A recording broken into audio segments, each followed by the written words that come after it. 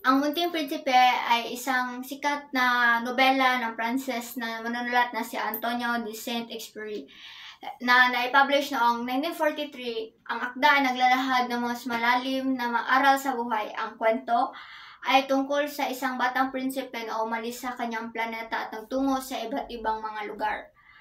Sa kabuuan, ang pagkikipagsapala ng Munting Prinsipe ay nagturo sa kanya ng iba't ibang aspeto tulad ng pakikipagkaibigan at kahalagan ng mga bagay na higit pa nakikita sa mga mata. Si Antonio de Exupéry ay madalas maglakbay sa mga malalayong lugar at nagdulot sa kanya ng malalim na pagmuni-muni sa buhay, kalikasan at ugnayan ng tao.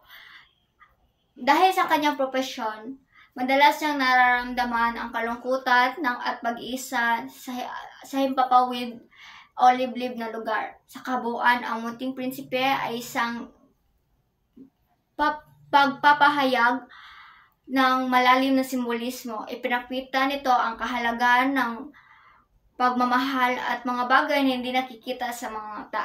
Ang akda na ito ay paalala sa kabila ng